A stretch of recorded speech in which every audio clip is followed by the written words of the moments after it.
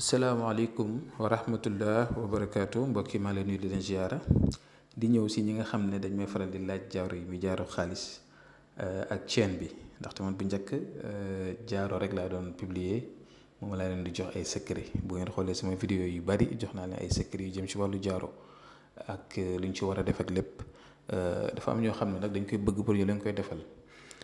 Chaîne bi mi ngi noonu yàlla dogal na am nañ ci ay xam-xam yoo xam ne dañ ko ciy def ci jaaro bi ak ci chaîne bi. Am na ñoo xam ne jaaro bi rek la ñuy bëgg, ñii ensemble bi la ñuy bëgg, dañuy bëgg jaaro bi bëgg chaîne bi. Ñii dañuy bëgg chaîne bi rek te duñ bëgg jaaro bi, waaye ku si nekk rek li mu ci bëgg moo xam jaaro bi wala chaîne bi wala ñoom ñaari ñëpp incha allah dina leen ko mën di defal. Ndaxte bu si nekk dafa am shiru boo xam ne moom na ci war a def. Jox naa leen ay secret yu bari li su ngeen gisee ñu koy publier sax dafa nekk mbir moo xam ne dañu koy faral di laaj toujours. Lii ngeen gis ne jaaro xaalis pire la, amul dara lu ko lax. Am na ñoo xam ne jaaro xaalis rek la ñuy bëgg, gis ngeen ko noonu. Lii nii yu ñuy liggéeyal ay nit la. Ñu bëri ñu ñuy seetaan fii xam naa bu ñu gisee dinañ xam ndaxte ñu bëri ñu koy commandé pour ñu leen koy liggéeyal.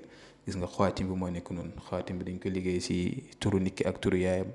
Moo xam si wàllu bëggante la, moo xam si wàllu kaaraange la, moo xam si wàllu ubbeekaay la, moo xam si wàllu tukki la, lu mu mënti doon rek dañuy xool mbir mi ak soxla doomi aadama bi isaab ko liggéey ko si xaatim def ko si biir jaaro bi.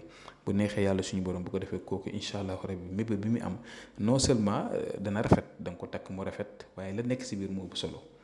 Ndaxte nekku ne da nga lay defaral jaaro da nga jël takk noonu muy rafet, mais lay nekk si biir moom mooy wax ji.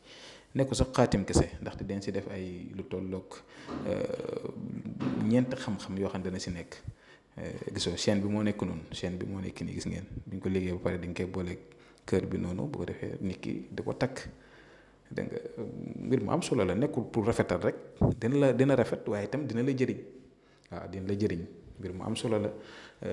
Am na ñaari façon bii ngeen di gis ni itam beneen façon la si chaîne yi. waaye nag képp koo xam ne itoo na ko daal incha allahu rabbi ñu bu ñu contacter dinañ fexe nu ñu defee ba ngeen mën ko am. Comme lu ma leen ko waxee toujours rek nekkuñ fii pour di leen di jaay ak nangam wala di sonal kenn. Lépp loo xam ne nit soxla na ko si ñun bu soobee yàlla dinañ xool naka la ñuy def ba ngeen mën koo am te du ngeen si sonn te du ngeen si am benn jafe-jafe du ngeen si gaañu ñun tam duñ si gaañu. Kon lii nga gis ni li xaalis pire la, am na ñoo xam ne xaalis pire lañ soxla bëgguñ sax mu am ay per am na fi lépp am na fi daal incha allah.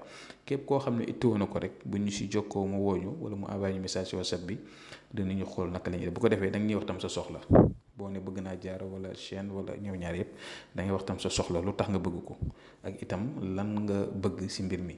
Su ko defee ñu mën a saytu loolu yëpp mën la ko defaral incha allah.